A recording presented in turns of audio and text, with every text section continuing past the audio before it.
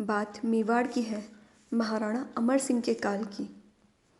मेवाड़ में चूणावत और शक्तावत दो शाखाओं के राजपूत थे। वे एक समान स्तर के वीर व पराक्रमी थे। उस समय मेवाड़ की सेना का नेतृत्व करने का अधिकार चूणावत राजपूतों को प्राप्त था और वे इसे अपना गौरव मानते थे। ये कहानी है रतन सिंह चूणावत और उनकी पत्नी सहल कंवर की। सहल कंवर, जिसे सब हाटी रानी के नाम से भी जानते हैं। हाडी रानी बूंदी के हाड़ा शासक की बेटी थी और वे बेहद ही सुंदर थी। उनकी शादी उदयपुर के सलुम्बर ठिकाने के रावत रतन सिंह चूणावत से हुई थी। शादी को अभी एक हफ्ता भी बीता ना था कि एक सुबह रावत रतन सिंह को मेवाड़ के महाराणा राज सिंह का औरंगजेब के खिलाफ मेवाड़ की रक्षा के लिए युद्ध का संदेश मिला। जब संदेशवाहक उन्हें यह संदेश देने पहुंचा, तब रावत गहरी नींद में थे। रानी सज धज कर अपने राजा को हंसी ठिठोले से जगाने आई थी। द्वारपाल ने जब संदेशवाहक के आने की सूचना दी, तो रावत जी ने रानी को अपने कक्ष से जाने को कहा।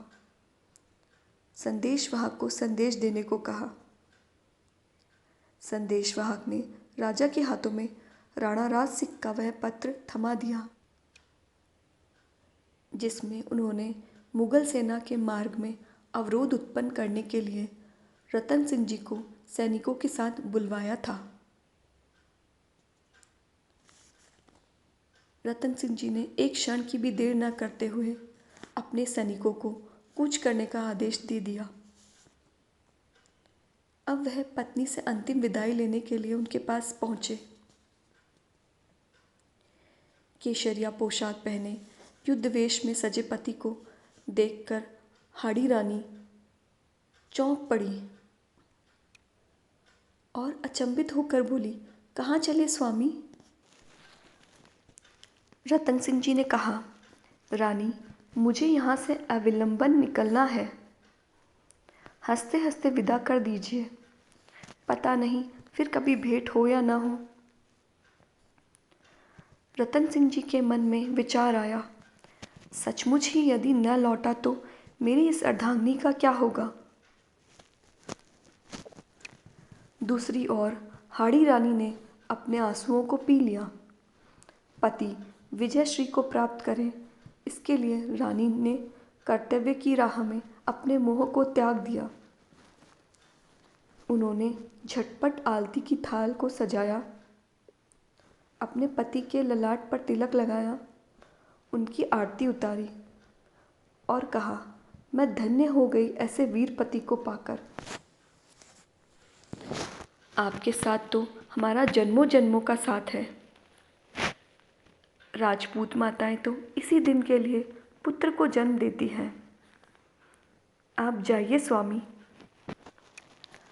रतन सिंह जी सेना के साथ हवा से बातें करते चले जा रहे थे, लेकिन उनके मन में रह कर यही ख्याल आ रहा था कि कहीं रानी को उनकी चिंता न हो रही हो। वह अपने मन को समझाते, पर बार बार उनका ध्यान उधर ही चला जाता। अंत में उनसे रहा न गया। उन्होंने आधे मार्ग से अपने विश्वसनीय सैनिक से रानी को संदेश भिजवाया कि आप अपना ख्याल रखना, मैं ज़रूर लौटूंगा रानी। साथ ही पत्रवाहक के हाथों रानी से उनकी कोई निशानी भी मंगवाई थी। सैनिक ने महल में पहुंचकर पत्र रानी के हाथों में दे दिया। हाड़ी रानी पत्र पढ़कर सोच में पड़ गई। पति का मन अगर मेरी याद में रमा रहा, उनकी आंखों के सामने यदि मेरा मुखड़ा ही घूमता रहा, तो वह शत्रुओं से कैसे लड़ेंगे। उनके मन में एक विचार आया। वह सैनिकों से बोली, मैं तुम्हें अपनी निशानी दे रही हूँ। इसे थाल में सजाकर सुंदर वस्त्र से ढककर अपने वीर सरदार के पास पहुंचा देना। लेकिन ध्यान रहे इसे कोई और न देखे, वे ही इसे खोलकर देखे। साथ ही मेरा यह पत्र भी उन्हें दे देना। हाड़ी रानी ने इस पत्र में लिखा था, प्रिय, मैं तुम्हें अपना अंतिम निशानी भेज रही हूँ। आपके मोह के सभी बंधनों को काट रही हूँ। अब आप बेफिक्र होकर अपने कर्तव्य का पालन करें।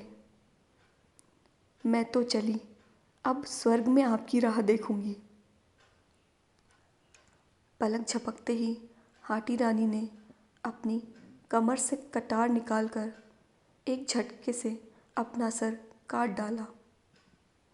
सिर धड़ से अलग होकर वहीं धरती पर गिर गया।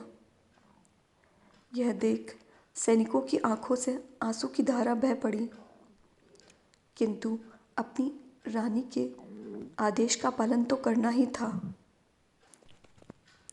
सैनिकों ने सोने की थाल में हाड़ी रानी के कटे सर को सजाया, सुहाग की चुनरी से उसे ढका और उसे लेकर भारी मन से युद्ध भूमि की ओर चल पड़े। रतन सिंह जी ने अपने दूत से पूछा, रानी की निशानी ले आए? सैनिक ने कांपते हाथों से थाल उनकी ओर बढ़ा दिया। रतन सिंह जी फटी आंखों से अपने पत्नी का सर देखते ही रह गए। उनके मुख से केवल इतना ही निकला, ये आपने क्या कर दिया रानी? रतन सिंह जी के मोह के सारे बंधन अब टूट चुके थे।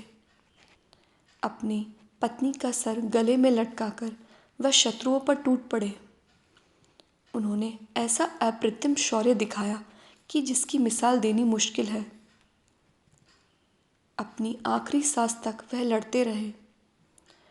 औरंगजेब की सेना को उन्होंने तब तक आगे बढ़ने नहीं दिया जब तक कि मुगल बादशाह मैदान छोड़कर भाग नहीं गए। और अंत में रतन सिंह जी ने इसी युद्ध के मैदान में अपनी तलवार से अपना सर अलग कर दिया। ये थी हाड़ी रानी और उनके पति की कहानी।